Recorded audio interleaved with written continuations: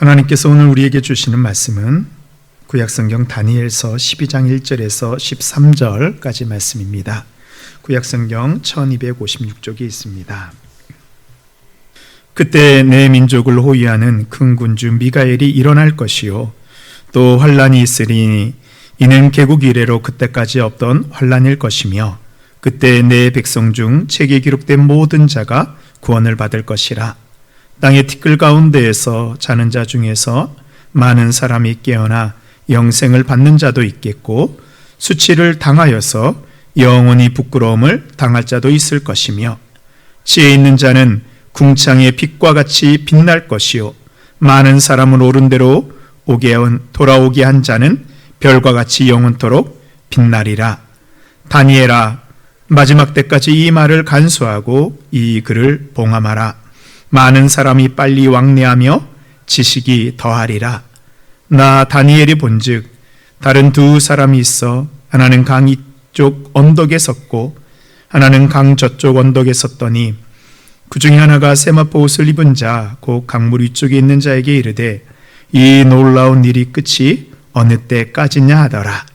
내가 들은즉 그 세마포 옷을 입고 강물 위쪽에 있는 자가 자기의 좌우 손을 들어 하늘을 향하여 영원히 살아계시는 이를 가리켜 맹세하여 이르되 반드시 한때 두때 반때를 지나서 성도의 권세가 다 깨지기까지이니 그렇게 되면 이 모든 일이 다 끝나리라 하더라. 내가 듣고도 깨닫지 못한지라 내가 이르되 내 주여 이 모든 일의 결국이 어떠하겠나이까 하니 그가 이르되 다니엘아 갈지어다. 이 말은 마지막 때까지 간수하고 봉함할 것임이라. 많은 사람이 연단을 받아 스스로 정결하게 하며 희귀할 것이나 악한 사람은 악을 행하리니 악한 자는 아무것도 깨닫지 못하되 오직 지혜 있는 자는 깨달으리라. 매일 드리는 제사를 피하며 멸망해 갈 가증할 것을 세울 때부터 1290일을 지낼 것이요 기다려서 1335일까지 이르는 그 사람은 복이 있으리라. 너는 가서 마지막을 기다리라. 이는 내가 평안히 쉬다가 끝날에는 내 몫을 누릴 것임이니라. 아멘. 이것은 하나님의 말씀입니다. 주님께서는 오늘도 우리와 함께 하십니다.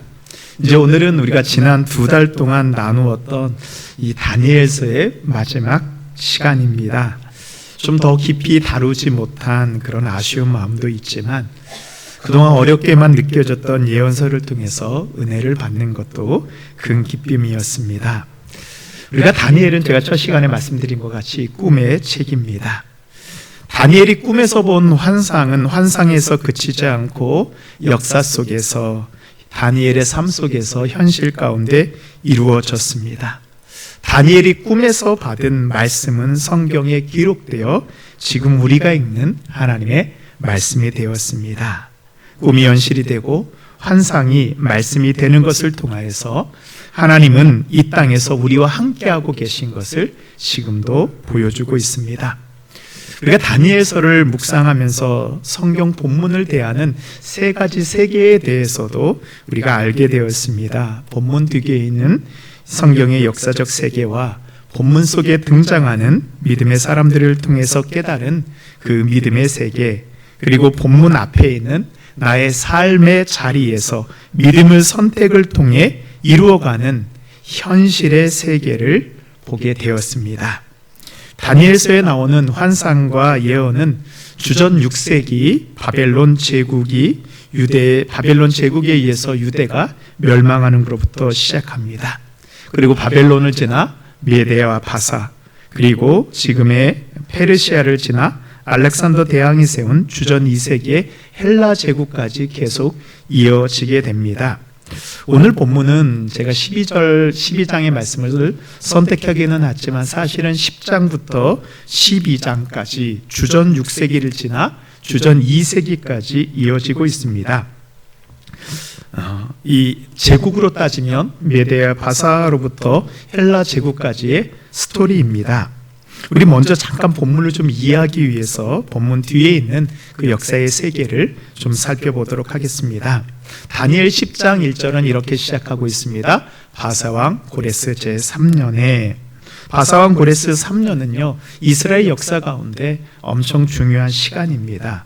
이스라엘 백성들이 그토록 고대였던 그 바벨론 그 포로 유수의 시간을 지나 예루살렘으로 귀환하게 되는 시점입니다. 그래서 에스라서에서 이것이 그대로 기록되어 있습니다. 에스라 1장 1절을 보시면 바사왕 고레스 원년에 여호와께서 예레미야 입을 통하여 하신 말씀을 이루게 하시려고 바사왕 고레스의 마음을 감동시키심에 그가 온 나라에 공포도 하고 조서도 내려 이르되 이제 조서를 내서 이스라엘 백성들이 고향 예루살렘으로 돌아갈 수 있도록 허락합니다. 페르시아의 고레스 왕 3년에 선지자 예레미야를 통해서 약속하였던 예언하였던 70년이 지나 이제 포로 귀환이 이루어지고 예언이 성취됩니다. 그리고 이제 그 뒤에 이 페르시아는 이제 우리가 알고 있는 알렉산더 대왕, 그 그리스 제국이라고 부르는 헬라에 의해서 멸망하게 됩니다. 이 다니엘은 페르시아의 멸망까지 이미 느부갓네살 왕의 신상을 통하여서 예언하였습니다. 이제 알렉산더 대왕이 세운 헬라 제국은 이 이스라엘에 있는 팔레스타인 지방을 지나서 소아시아, 애굽, 인도까지 통일할 만큼 강력한 제국을 이루게 됩니다. 그리고 이 알렉산더 제왕은요 32살의 젊은 나이에 이 전쟁 중에 자신의 뒤를 이을 후계자를 세우지 못하고 병으로 죽게 되지요. 이 후계자가 없는 헬라 제국은 알렉산더 대왕의 휘하에 있던 4명의 장군들에 의해서 갈라지게 됩니다. 우리 다니엘 11장 4절에 보면 그러나 그가 강성할 때, 이 알렉산더 대왕을 얘기하는 거죠. 그의 나라가 갈라져, 헬라 제국이 갈라져 천하 사방에 나눌 것이나 그의 자손에게로 돌아가지도 아니할 것이요 후손이 없다는 얘기죠. 또 자기가 주장하던 권세대로도 되지 아니하리니 이는 그 나라가 뽑혀서 그 외에 다른 사람들에게도 4명의 장수에게로 돌아갈 것입니다. 바로 이 모든 것이 하나님의 주권 가운데 이루어지고 있습니다. 이 분열된 헬라 제국은 어떻게 되냐면요, 그 4개로 갈라지게 되는데요. 먼저 이 그리스 쪽에 있는 지역은 카산드로스 왕조고요. 그 다음에 그 위쪽과 이 마게도니아 지역은 리시마코스 왕조, 그 다음에 소아시아서부터 쭉 저쪽에 있는 인도까지는 우리가 셀루쿠스 왕조, 그 다음에 이 북아프리카와 이집트는 이 프톨레미 왕조로 이제 4개의 나라로 갈라지게 됩니다. 이 이스라엘은 전통적으로 이 애굽 이집트와 가까이 있었기 때문에 이 프톨레미 왕조와 친하게 지냈습니다. 이스라엘은 처음에 이 이집트에 있는 프톨레미 왕조의 지배를 받다가요, 이후에 위쪽에 시리아 쪽에 있는 셀루쿠스 왕조의 북쪽의 셀루쿠스 왕조의 지배를 받게 됩니다. 그래서 다니엘서 11장은 이 프톨레미 왕조와 셀루쿠스 왕조 사이에 벌어진 일들에 대한 예언입니다. 이 셀루쿠스 왕조는요, 이 북쪽에 있는 셀루쿠스는 늘 세계적인 곡창지대인 이 애굽의 나일강을 점령하기를 원했습니다. 그래서 프톨레미 왕조를 정복하고자 몇 번이나 전쟁을 벌이게 됩니다. 그런데 우리가 지도를 보면 알 수 있듯이 저 위에 북쪽에 있는 셀루쿠스가 남쪽에 있는 프톨레미를 공격하기 위해서 늘 어디를 지나야 돼요? 이스라엘 팔레스타인 지역을 지나가야 됩니다. 그래서 이스라엘은 어쩔 수 없이 늘 이 두 나라의 전쟁에 휩싸이게 됩니다. 그래서 이제 오늘 다니엘서 저희가 10장, 11장 제가 안 읽었잖아요. 오늘 예배 끝나고 집에 가시면 뭘 읽어보시면 돼요? 10장과 11장을 읽어보시면 우리 목사님 얘기가 그 얘기였구나 라고 이해가 되실 것입니다. 그래서 이제 조금 더 우리 두 나라만 좀 살펴보게 되면요, 이에 다니엘서 11장에는 두 왕조의 전쟁에 대해서 예언하고 있습니다. 근데 이제 11장에서 우리가 다른 사람들보다 중요하게 봐야 되는 두 왕이 있습니다. 다니엘 11장 20절에 등장하는 이 북쪽에 있는 북방왕과 이 남쪽에 있는 남방왕입니다. 이 북방왕은 셀루쿠스의 이 왕이었던 안티오쿠스 4세고요. 이 남방함은 프톨레마이우스 6세입니다. 그래서 제가 이제 안티오쿠스 또 프톨레마이오스 이렇게 얘기를 할 텐데요. 다니엘 11장 27절에 보면 이 두 왕이 마음에 서로 해하고자 하여 뭐예요? 서로 전쟁하고자 하여. 이 28절에 보면 북방왕은 많은 재물을 가지고 본국으로 돌아가니니, 이게 북장왕 안토쿠스의 생각이에요. 내가 이 남쪽 이 이집트를 공격하고 나서 많은 전리품을 가지고 이제 내가 돌아가는 영광을 누리겠다고 생각을 합니다. 그러나 이 전쟁에서 북방왕 안티오쿠스는 전쟁의 실패를 하게 됩니다. 그래서 전리품 없이 빈손으로 돌아가야 되는 처지에 놓이게 됩니다. 21장 29절에 보면 그가 다시 나와서 남방에 이를 것이나, 이제 이 셀루쿠스의 안티오쿠스 4세가 남방 이 프톨레미에 이를 것이나 이번이 전번만 못하리니, 그러니까 이번에는 전쟁에서 실패하게 됩니다. 전쟁은 단순히 승리와 실패로만 끝나지 않습니다. 승리한 왕은 많은 전리품과 조공을 이제 얻게 되고 나라가 강성하게 되지만, 전쟁에 실패하게 되면 명예뿐만 아니라 또한 반란의 빌미를 주기도 합니다. 이렇게 전쟁에 실패하여 빈손으로 돌아가게 된 이 안티오쿠스는 실패한 왕으로 자신의 영광도 서지 않을 뿐더러 잘못하면 제국의 왕권도 흔들릴 것을 염려하였습니다. 그래서요, 이 안티오쿠스가 이 전쟁에서 돌아오는 길에 평소에 이 남방 프톨레미 왕조와 가까이 지내던 이스라엘을 공격하고 전리품을 취하기로 합니다. 전쟁에서 조금이라도 승리한 것처럼 하려고 합니다. 그래서요, 이 안티오쿠스는 예루살렘 성전을 약탈하고 성전 제사를 모욕하고 유대인들을 엄청나게 박해를 합니다. 전쟁에서 실패하게 된 것이 바로 이스라엘과 유대인들이 믿는 하나님 때문이라고 핑계를 돌립니다. 그래서 그 박해 사건이요, 다니엘 11장 31절에 기록되어 있습니다. 이게 나중에 요한계시록까지 연결되는 중요한 말씀이기 때문에 우리 함께 좀 읽도록 하겠습니다. 시작. 군대는 그의 편에 서서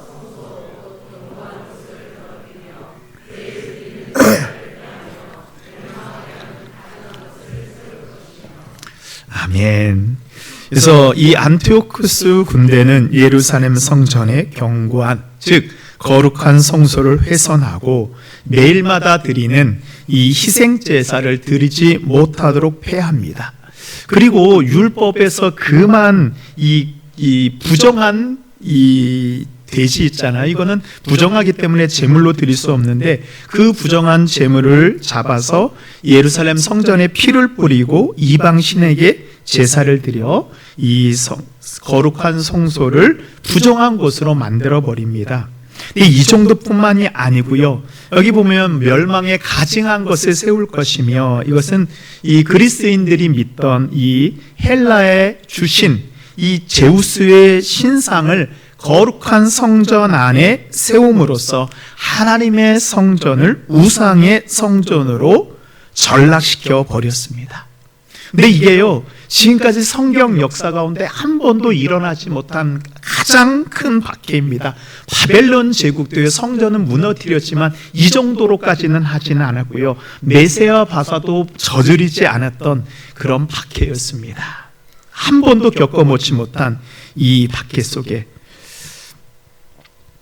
성전은 무너진 적이 있었지만 이렇게 하나님의 모욕을 당하고 성전이 더럽혀진 적은 없었습니다. 이 성전을 지키고자 훼손하고자 막았던 제사장들과 수많은 유대인들이 이때 순교하게 됩니다. 이 모든 일들이 이 주전 2세기 셀루쿠스 안티오쿠스 4세에 대해서 일어나게 됩니다. 이것이 이제 다니엘 10장부터 12장까지 이 본문 뒤에 있는 세계입니다. 우리가 다시 다니엘이 기도했던 다니엘 10장으로 돌아오겠습니다. 우리가 다니엘서를 묵상하면서 알게 되는 것이 있습니다. 눈앞에 있는 고난과 어려움이 해결될지라도 앞으로 오게 될 미래에 대한 준비가 필요합니다. 하나님께서는 고레스왕 3년에 예루살렘으로 귀환하는 이스라엘 백성들을 하나님께서 허락해 주시죠. 근데 이때 왜 다니엘은 그들과 함께 돌아가라고 허락하지 않았을까요? 다니엘은 포로에서 돌아가지 않고 계속 페르시아 바사 제국에 머무르고 있습니다. 여전히 바사 제국의 왕들은 다니엘을 지혜자로 등용합니다. 다니엘도 고향으로 얼마나 돌아가고 싶었을까요? 그렇게 다니엘이 70년 동안 기도하였던 것이 응답되었는데 다니엘은 돌아가지 못하고 포로로 돌아가는 백성들을 위해서, 그리고 여전히 바벨론에 남아있는 유다 백성들을 돌보기 위해서 자신의 자리를 끝까지 지키고 있습니다. 다니엘은 포로에서 귀환할 때까지 이스라엘 백성들을 보호하고 신앙을 지키고 그들이 돌아갈 수 있는 길을 여는 하나님의 사명을 감당하였습니다. 그리고 하나님께서는 다니엘을 마지막까지 바사 제국에 두어서 이스라엘 민족을 위한 미랄이 되게 하셨습니다. 이 헌신은요, 내가 영광을 받는 자리에 있는 것이 아니라 나를 통하여서 더 많은 사람들이 하나님께로 돌아오게 하는 것, 하나님을 만날 수 있도록 하는 것입니다. 우리도 다니엘과 같이 하나님의 사명을 감당하는 그런 미랄이 되어야 합니다. 다니엘의 사명이요, 곧 우리의 사명입니다. 오늘 여기 예배드리는 분 가운데 여기까지 나는 신앙생활을 잘하였고 하나님이 나에게 말씀하셨던 그 약속들이 이루어졌으면 우리는 생각하죠. 내가 할 일은 그래 다 한 것 같아 라고 생각할 수 있습니다. 은혜 받고 신앙생활을 하는 것, 여기가 전부가 아니에요. 우린 다니엘을 보면서 알게 됩니다. 우리에게 주신 사명이 여전히 우리에게 있다라는 것입니다. 첫 번째로 하나님이 주신 미래를 준비해야 합니다. 우리 한번 10장 1절 전체를 보도록 하겠습니다. 바사왕 고레스 제3년에 한 일이 벨드사살이라 이름한 다니엘에게 나타났는데 그 일이 참되니 곧 큰 전쟁에 관한 것이라. 다니엘이 이 일을 분명히 알았고 그 환상을 깨달으니라. 다니엘은 앞으로 일어날, 아까 제가 우리 같이 함께 보았던 이 셀루쿠스와 이 프톨레미의 큰 전쟁, 그리고 그 가운데 있는 이스라엘을 보게 됩니다. 환상을 깨닫습니다. 앞으로 일어날 큰 전쟁과 박해에 대한 미래를 환상을 통해서 보게 됩니다. 그러자 다니엘이 어떻게 하나요? 우리 2절 3절 말씀 함께 읽겠습니다. 시작. 그때 나 다니엘이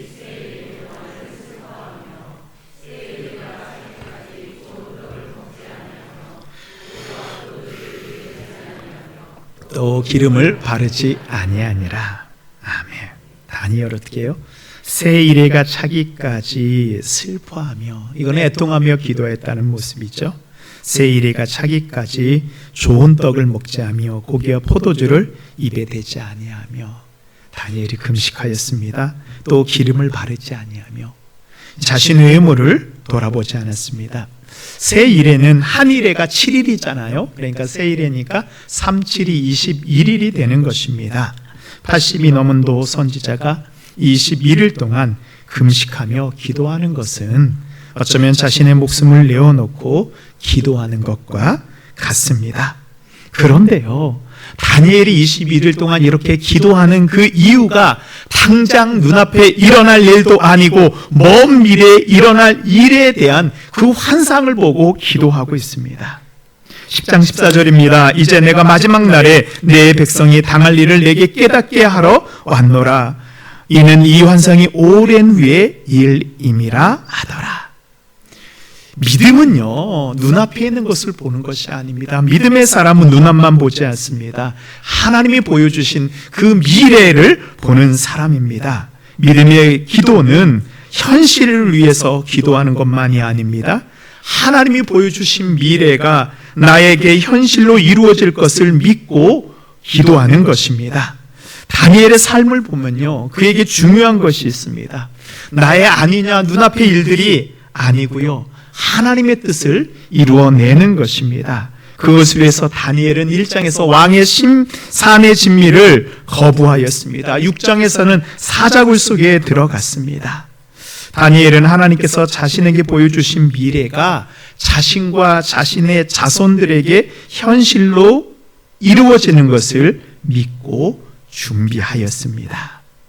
다니엘이 우리가 21일 동안 기도하잖아요. 그래서 우리가 이 기도 작정할 때 보통 이렇게 세일에 21일 기도 작정하잖아요. 근데 제가 말씀을 준비하다 보니까 놀라운 것을 하나 찾았습니다. 우리는 기도할 때 하나님 내가 21일 동안 작정하여 기도하오니 하나님 21일째에는 꼭 응답해 주십시오. 이렇게 하나님하고 새끼손가락 꼭꼭 걸고 기도하죠. 그러세요? 저만 이렇게 거나 봐요? 그럼 다니엘의 기도에 하나님이 어떻게 응답하셨을까요? 우리 12절 말씀 함께 읽겠습니다. 시작. 그가 내게 이르되 다니엘아 두려워하지 말라 하여 내 하나님 앞에 스스로 겸비하기로 결심하던 첫날부터 내 말이 응답받았으므로 내가 내 말로 말미암아 왔느니라. 아멘. 이 하나님이 보내시는 천사가 다니엘에게 20일이 되어서 이제 도착하여 다니엘은 그때 응답 받은 것 같았어요. 그런데요, 말씀해 보면 하나님께서는 다니엘이 기도하기로 결심한 첫날부터 이미 다니엘의 기도에 응답해 주셨다라고 말씀하고 있습니다. 그 21일은 하나님이 응답한 것, 즉 다니엘에게 도착하기까지, 다니엘이 깨닫기까지의 시간이지, 하나님은 다니엘이 기도를 시작하였을 때 이미 응답해 주신 것을 믿으시기 바랍니다. 아멘. 그래서요, 우리가 기도에 있어서 결단하는 순간이 이미 하나님께서 우리에게 응답해 주시는 시간입니다. 물론 우리가 그것을 깨닫고 우리의 삶에 이루어지기까지의 그 시간은 걸리게 됩니다. 그러나 하늘의 하나님께서는 이미 기도에 대해서 응답해 주신 것입니다. 그렇습니다. 다니엘의 기도를 보면서 우리가 알게 되는 것이 있죠. 기도를 작정하고 기도를 시작하라.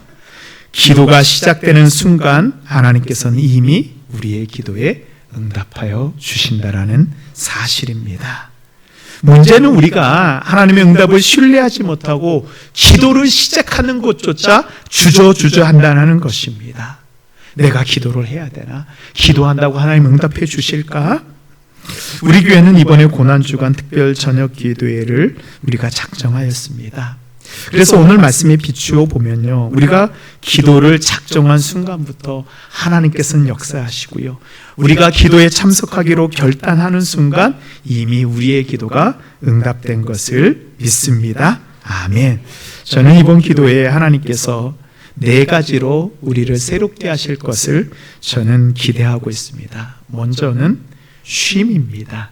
안식이죠. 우리가 예배하고 기도하는 가운데 하나님의 진리의 말씀을 대면하게 되면요, 그 말씀 안에서 참된 안식, 참된 쉼을 누리게 됩니다. 말씀이 우리를 안식하게 합니다. 두 번째는 힘입니다. 세상의 악의 세력, 우리를 공격하고 환난을 주는 악의 세력을 이기는 힘입니다. 하나님께서는 기도할 때 성령을 우리에게 부어주시어 세상을 이기는 힘을 주실 것입니다. 우리가 믿음을 지킬 수 있는 힘을 얻게 될 것입니다. 세 번째는 꿈입니다. 다니엘서에 나오는 세상의 군왕들이 꿈꿨던 헛된 꿈이 아니고 사라지는 꿈이 아니고 하나님이 주시는 이루어질 비전입니다. 환난 가운데에서도 영원토록 변하지 않은 하나님 나라가 세워지는, 우리의 삶이 하나님의 뜻이 이루어지는 그 꿈입니다. 네 번째는 길입니다. 하나님이 우리에게 주신 비전을 이루기에 우리가 나아가야 할, 우리의 자녀들이 가야 할 그 길입니다. 하나님께서 말씀과 기도 가운데 세상의 길이 아니고 하나님의 길을 우리에게 보여주실 것을 믿습니다. 아멘. 우리가 성경을 볼 때 이제 본문 앞에 있는 3개가 있다라고 말씀드렸습니다. 우리가 주전 2세기에 있는 이 성도들이 지금 다니엘서를 읽는다고 한번 생각해 보시기 바랍니다. 주전 2세기, 이 안티오쿠스에 한 번도 경험해 보지 못한 그 엄청난 박해를 받고 있는 이스라엘 백성들이 지금 다니엘서를 우리와 같이 읽는다면 그들의 마음 가운데 무슨 생각이 들었을까요? 하나님께서 이미 자신들이 당할 어려움과 고난을 다니엘을 통해서 예언해 주시고 다니엘이 이미 이것을 위해서 기도로 준비하였구나. 400년 전 다니엘 선지자가 20일 동안 금식하며 기도한 것을 그들도 알게 될 것입니다.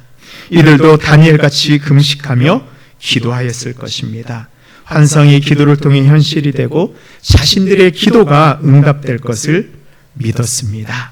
안티오쿠스의 밖에 아래에 있는 이 하나님의 백성들의 기도에 응답해 주십니다. 이 역사를 보면요, 이 안티오쿠스 4세는 마지막에 자신의 부하들에게 배신을 당하여 죽게 됩니다. 다니엘 11장 45절 말씀입니다.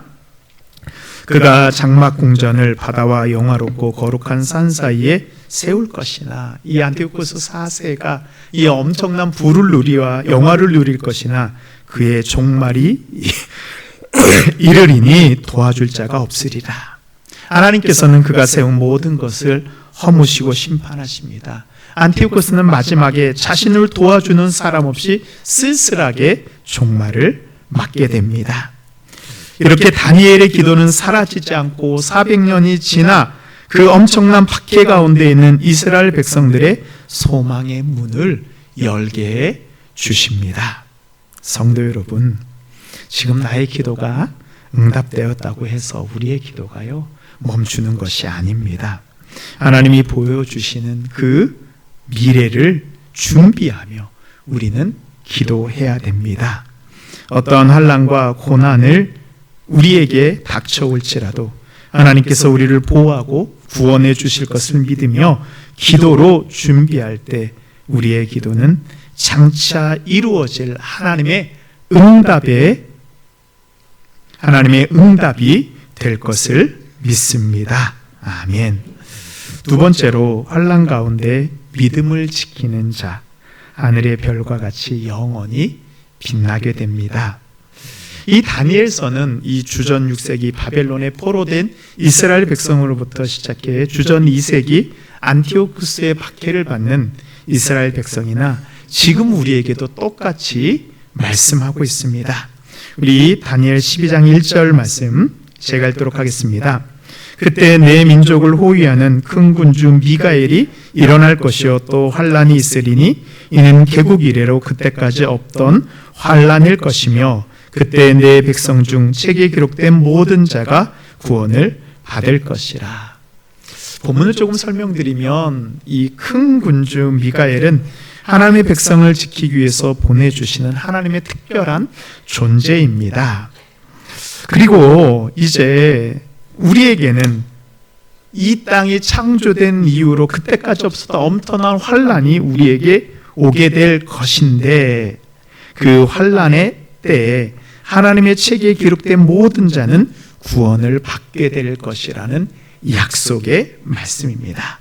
이 하나님의 책에 기록될 자들은 누구인가요? 아니요, 기록된 자들은 누구일까요? 먼저는 끝까지 믿음을 지킨 사람들입니다. 다니엘과 세 친구처럼 풀무불에 던져지고 사자굴에 넣어지기까지 믿음을 지킨 사람들입니다. 이들은 환란에서 면제받은 것이 아니고 환란 가운데 던져지고 환란 중에 죽음에 넘겨졌을지라도 구원을 받게 됩니다. 또 기록되는 자들이 있습니다. 2절 말씀입니다. 우리 함께 읽겠습니다. 땅의 티끌 가운데에서 자는 자 중에서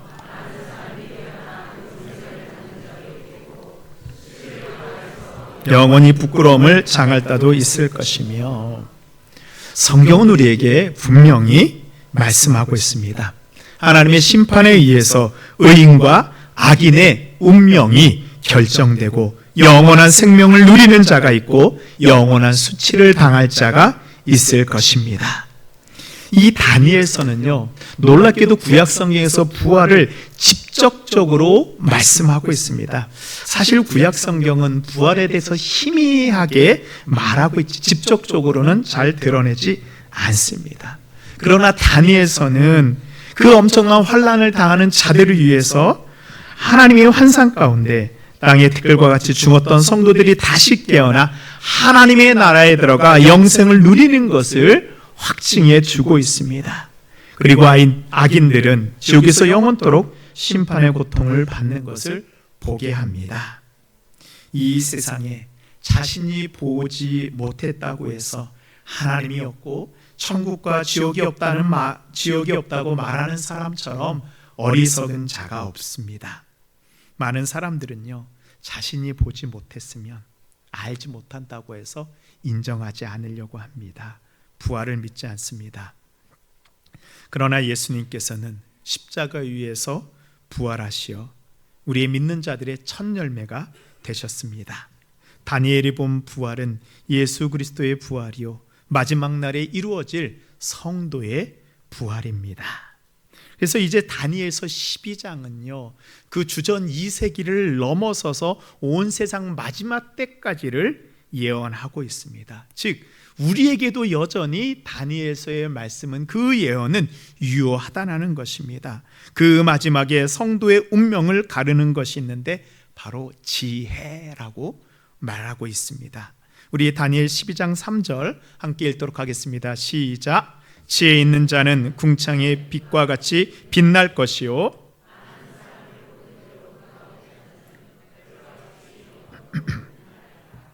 아멘. 지혜는 우리가 그동안 알고 있는 것처럼 하나님을 아는 지혜예요. 또 다니엘서를 통해서 우리가 깨달은 지혜는요 세상의 끝을 아는 지혜입니다. 그리고 마지막에 우리가 있어야 되는 지혜는 그 끝을 준비하는 지혜입니다. 여러분은 지금 마지막 때를 알고 있으며 그 마지막 때를 준비하고 있습니까? 그래서 지혜 있는 자는요 이 세상과 타협하지 않습니다. 세상이 섬기는 것에 같이 고개를 숙이질 않습니다. 또한 지혜 있는 자는 환난 중에도 옳은 길을 가고 많은 사람들을 옳은 대로 인도하는 사람입니다. 우리가 다니엘서 1장부터 6장까지를 묵상하면서 그때는 누구만 보였어요? 다니엘과 세 친구만 보였죠. 그러나 지금 우리가 살고 있는 이 시기는 어쩌면 이 주전 2세기의 박해의 시기처럼 어려운 환난을 우리는 보내고 있습니다. 이 마지막 때에 믿음을 지키고 사람들을 구해낸 별처럼 빛나는 이들이 있습니다.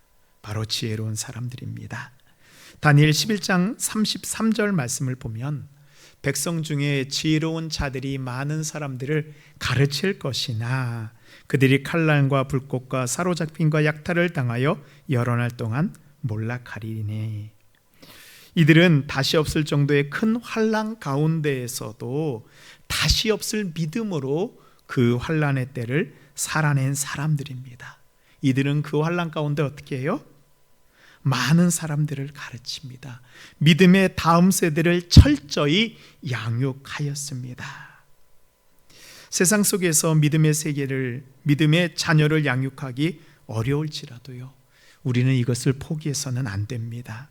우리의 자녀들의 신앙의 양육은 결코 타협의 대상이 될 수 없습니다. 우리 교회도 잠옷실에서 유치부, 아동부, 중고등부, 청년부 신앙으로 철저히 양육해야 됩니다. 다른 것은 다 허락해줘도 놀고 싶은 거 놀게 해주고 가고 싶은 거 가고 하게 줄지라도 우리는 우리의 자녀들이 하나님을 만날 수 있도록 철저히 신앙을 양육하고 하나님을 만날 수 있도록 하는 교회, 바로 지혜로운 교회가 되어야 합니다. 또한 마지막으로 지혜로운 사람은 환난 가운데에서도 많은 사람들을 구원으로 인도하는 사람입니다. 인도의 콜카타에서 죽어가는 수많은 사람들에게 마지막으로 살아갈 희망과 천국을 선물해 준 이 마다 테레사 수녀님이 있습니다. 이 마다 테레사에게 질문하였습니다. 당신은 어떻게 해서 이 많은 사람들을 구해낼 수 있었습니까? 그러자 마다 테레사 수녀는 정결코 대중을 구원하려고 하지 않았습니다. 단지 한 사람 한 사람 한 사람. 마데타는 이렇게 한 사람씩 구원해서 2만 명 구원해냈습니다. 그럼에도 불구하고 난 세상을 구원한 것이 아니고 자신은 오직 한 사람만을 구하였다고 고백합니다. 이 지난주에 국동방송에서 전도 집회를 하려고 하는데 강사와 홍보 모든 준비는 극동방송이 하니 우리 교회에 좀 장소 제공과 이 강사님 오시니까 식사 대접만 해주시면 된다고 그렇게 요청이 들어왔습니다. 아마도 제가 칼럼으로 1년 동안 섬겼다고 해서 아마 그런 기회를 먼저 주신 것 같습니다. 이 자세히는 알지는 못하지만 그래도 극동방송에서 섭외하는 강사는 검증되고 훌륭한 분이 오셔서 말씀도 해주시고 우리 성도님들에게 전도를 잘하는 방법을 알려주시지 않을까요? 제가 처음에는 이런 분이 오셔서 우리 성도님들에게 좀 전도 잘할 수 있도록 좀 이렇게 해주시면 좋겠다라는 그런 마음이 들었습니다. 그래서 제가 이것을 가지고 하나님 앞에 나와서 기도하였습니다. 하나님, 전도 집회를 하면 우리 교회가 얼마나 부흥을 할까요? 극동방송에서 지역교회를 돕기 위한 사역은 너무나도 귀한 사역이지요. 근데 만일 그것이 교회의 숫자적인 부흥만을 위한 것이라면 우리 교회와는 좀 어울리지 않겠다라는 그런 마음을 하나님이 주셨습니다. 생각해 보세요. 만일 우리 교회 한 주에 수십 명씩 전도가 되고 등록을 한다고 생각해 보시오. 여러분의 얼굴은 엄청 밝아지는데, 근데요, 저는 우리 교회는요, 그렇게 많은 사람을 한 번에 감당할 수 있는 깜냥은 되지 않는 것 같습니다. 우리는요, 우리 교회를 찾는 그 한 사람 한 사람을 알아야 합니다. 그분이 어떻게 신앙생활을 했는지, 어떤 마음으로 교회를 오게 되었는지, 어떤 상처가 있는지, 어떤 기도 제목이 있는지, 가족이 어떻게 되는지, 집에 숟가락이 몇 개가 되는지를 삶으로 안고 인격적으로 알아야 진정한 복음 전도가 이루어지게 됩니다. 그래서 저는 새가족반을 할 때도요, 많으면 안 되고 한 사람을 교육시키는데 3달, 4달 붙잡고 씨름하면서 그 사람이 진짜 하나님 만나기를 저는 노력하고 우리 교회는 다 같이 하고 있어요. 왜 이렇게 할까요? 우리 성도님들이 전도한 그 한 영혼이 얼마나 소중한지를 저는 알고 있습니다. 그 사람을 교회로 한번 데려오기 위해서 수업시키기도 하고, 때로는 밥도 사주면서 교회 오라고 반협박하기로 하고, 전화로 간청하기 위해서 이 자리에 오기까지인 것을 저는 알고 있기에 우리 교회는 그 한 사람을 쉽게 여겨서는 안 됩니다. 그 한 사람을 살려내야 합니다. 그래서 하나님께서 저와 우리 교회에 주신 사명이 있습니다. 우리 교회는 영혼을 회복시키고 하나님을 만나게 하는 것입니다. 하나님께서 이 광양 땅에 당신의 잃어버린 자녀를 믿고 맡길 수 있는 마지막 교회가 바로 우리 교회가, 우리 성도가 되어야 합니다. 그래서요, 많이 모으는 것이 우리 교회의 사명이 아닙니다. 우리에게 보내주신 그 한 영혼을 살리는 것이 바로 우리의 사명입니다. 이렇게 한 사람 한 사람 우리가 구해낼 때 말씀과 같이 우리를 통해서 많은 영혼들이 주님께로 돌아오게 하실 것을 저는 믿습니다. 이게 바로 지혜입니다. 사람들을 모으는 것은 세상의 지혜로도 할 수 있습니다. 그러나 사람을 살리는 것은 세상의 지혜로는 되지 않습니다. 그 한 영혼을 살려내는 저와 여러분을 하나님께서는 기억하여 주시고 우리에게 지혜를 주실 것을 믿습니다. 아멘. 마지막으로 하나님이 정한 때까지 우리는 그 마지막을 바라보며 인내해야 합니다. 다니엘은 이 12장에서 이제 마지막 환상을 보게 됩니다. 12장 6절 말씀입니다. 그 중에 하나가 세마포 옷을 입은 자 곧 강물 위쪽에 있는 자에게 이르되 이 놀라운 일이 끝이 어느 때까지냐 하더라. 이 다니엘서는요, 우리가 보다 보면 이 바벨론을 지나서 메데아 바사를 지나서 헬라를 지나서 이제 어디까지 가고 있어요? 마지막 종말까지를 향하고 있습니다. 그래서 다니엘이 마지막에 본 환란은, 이 환상은 물론 지금 우리가 보는 모습일 수도 있지만 또한 마지막 때를 함께 가르치고 있습니다. 다니엘이 보는 환상 가운데 두 사람이 있는데, 한 사람이 다른 사람에게 묻습니다. 이 마지막 때에 일어날 놀라운 일, 마지막 박해, 또한 죽은 자가 부활하는 일은 어느 때까지냐라는 그런 질문을 합니다. 그러자 다른 사람이 이렇게 얘기합니다. 내가 들은즉 그 세마포 옷을 입고 강무리 쪽에 있는 자가 자기의 좌우 손을 들어 하늘을 향하여 영원히 살아계시는 이를 가리켜 맹세하여 이르되, 반드시 한때 두때 반때를 지나서 성도의 권세가 다 깨어지기까지이니 그렇게 되면 이 모든 일이 다 끝나리라 하더라. 아멘. 한때 두때와 반때, 그래서 우리가 세때 반이라고 부르고요, 이제 이것을 3년 반으로 또 우리가 해석하기도 합니다. 그래서 이 한때 두때 반때는 마지막 날에 있을 큰 박해를 상징합니다. 요한계시록에서도 이것이 계속 이루어지고 있습니다. 그래서 다니엘이 이걸 보고 나서 어땠어요? 이해가 안 되는 거예요. 다니엘이 본 환상들은 계속 해석이 되고 다니엘이 깨달았잖아요. 그런데 이 마지막 것에 대해서 다니엘이 물어보니 뭐라고 얘기합니까? 이것에 대해서 알려주질 않습니다. 해석해 주지 않습니다. 그 이유가 무엇일까요? 그것은 그때 그 시간보다 중요한 것이 있음을 우리에게 알려줍니다. 모든 일이 정해졌고 아무리 환난의 시간이 길고 힘들더라도 끝나는 시간이 반드시 있다는 것입니다. 우리가 기억해야 할 것은 그 일의 끝이 언젠가일까라는 때를 아는 것이 아니고 그 일을 통해서 하나님이 이루어 가실 일인 것입니다. 우리 10절 말씀 함께 읽겠습니다. 시작. 많은 사람들이 연단을 받아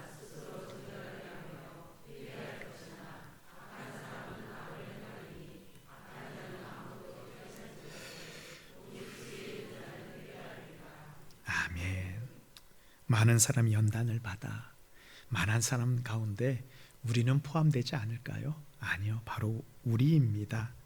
우리가 연단을 받아 우리는 깨지는 그런 큰 아픔을 겪을 수도 있습니다. 깨지는 아픔은 있겠지만 그 깨짐을 통해서 하나님의 백성을 연단하여 깨끗하게 하시는 것이 바로 하나님이 이루실 일입니다. 하나님이 마지막에 다니엘에게 이야기해 준 것은 마지막 때에 대한 시기보다 마지막 하나님의 때를 바라보며 너를 정결하게 하는 그 연단을 인내하고 견디어내라는 말씀입니다. 그래서 다니엘은 자신의 삶을 통해 우리에게 말씀하고 있습니다. 성도의 복됨은 환난 연단이 없는 것이 아니라 환난을 통하여서 우리가 하나님 앞에 정결한 자로 연단되어 짐에 있다라는 말씀입니다. 지금 우리에게 있는 연단은 우리를 정결하게 하시는 하나님의 뜻입니다. 이제 다니엘에게 모든 환상을 알려준 하나님의 사람은 다니엘에게 마지막으로 이렇게 말합니다.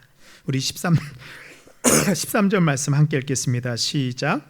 너는 가서 마지막을 기다리라. 이는 내가 평안히 쉬다가 끝날에는 내 몫을 누릴 것임이라. 아멘. 하나님이 보여주시는 모든 환상은 다 이루어질 것이니 너는 너의 가야 할 길을 끝까지 가라. 그리고 마지막까지 기다리며 끝까지 인내하라. 비록 여전히 악이 기승하고 환난이 우리에게 있을지라도 마지막 때를 알리는 징조라는 것입니다. 우리에게 환난이 있다라는 것은 마지막 때가 있다라는 약속입니다. 그래서 믿음의 사람은 환난의 시기에도 자신이 가야 될 길을 끝까지 가고 참고 기다려야 합니다. 요즘에 청년들이 하는 말 가운데 이생망이라는 말이 있습니다. 무슨 말인지 아시죠?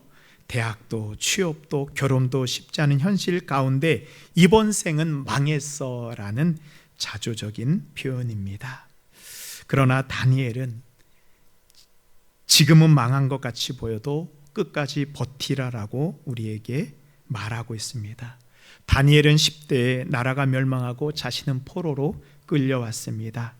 뜻을 정하며 믿음으로 버티었지만 조금 성공한 것 같으면 수많은 대적단으로 인해서 끌려 내려지고 짓밟혀졌습니다.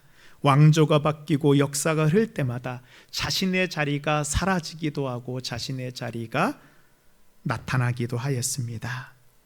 망한 것 같았으나 다니엘은 하나님이 보여주신 꿈이 자신의 삶의 현실로 이루어질 것을 믿었습니다. 그래서 다니엘에게서의 꿈은요, 꿈이고 이상이 아니었습니다. 하나님의 말씀이 자신에게 이루어지는 바로 현실이었습니다. 히브리서 11장에 믿음은 바라는 것들의 실상이요, 바로 다니엘의 고백입니다. 다니엘은 우리에게 말합니다. 비록 지금 망한 것 같더라도, 아니 망해도 소망을 갖추며 버티라. 하나님의 때는 우리에게 반드시 임할 것이라.